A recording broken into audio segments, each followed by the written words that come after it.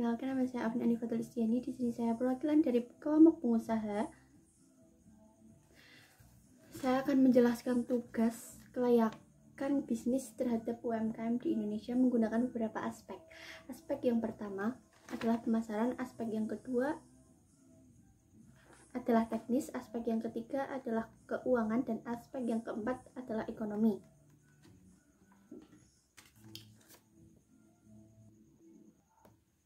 Adapun profil yang saya ambil di sini adalah seorang pedagang siomay. Ia bernama Pak Daim, berusia 43 tahun. Ia sudah berjualan siomay selama 11 tahun. Adapun aspek yang pertama adalah aspek pemasaran. Dalam aspek pemasaran, kita harus memperhatikan poin penting dalam pemasaran, yaitu target pemasaran.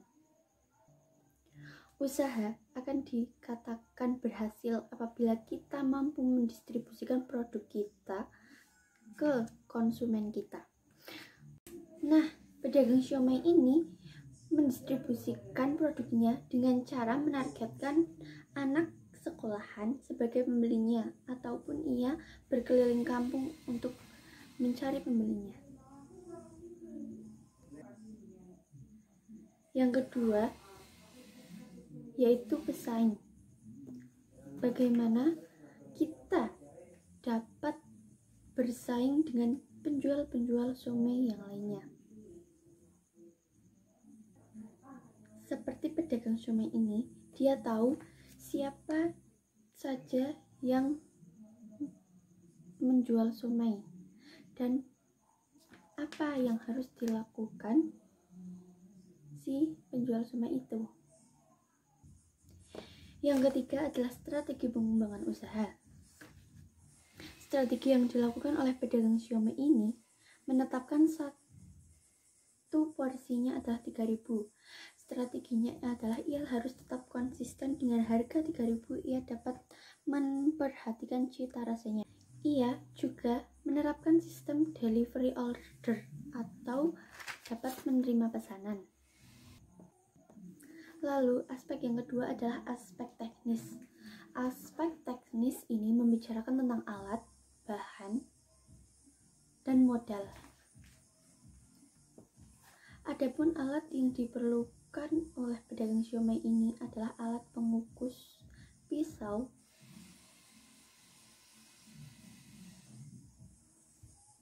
dan ia menggunakan gerobak yang dibawa oleh motor agar ia dapat berkeliling untuk mencari pembelinya.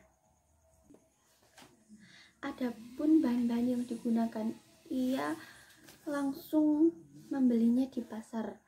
Jadi, strategi yang dilakukan si pedagang siomay itu, ataupun yang sering disebut sebagai Pak Daim selalu berangkat ke pasar jam 4. Jadi, ia selalu mendapatkan bahan-bahan yang fresh seperti pare, kol, kentang. Ia dapatkan di hari itu juga. Ia juga membeli bahan-bahan yang akan diolah seperti tepung kanji, tepung terigu, bawang putih, dan daun bawang. Selanjutnya adalah aspek keuangan. Bisnis ini tidak menjanjikan karena tidak setiap harinya adalah sama penghasilannya. Bisnis ini terkadang sepi dan terkadang juga ramai. Kadang hari ini lebih dari modalnya, namun hari esok bisa terjadi malah kurang dari modalnya. Modal yang diperlukan Pak Daim di sini adalah 140.000. Ia memilih,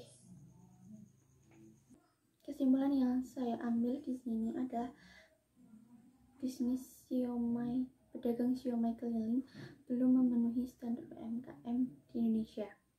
Namun kita sebagai generasi muda dapat berkreasi atau berinovasi membuat siomay-siomay yang lebih menarik lagi dengan tempat yang strategis, lokasi yang cukup memadai.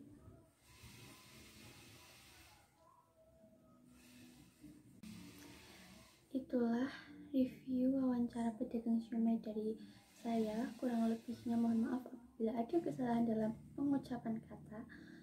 Demikian, terima kasih. Wassalamualaikum warahmatullahi wabarakatuh.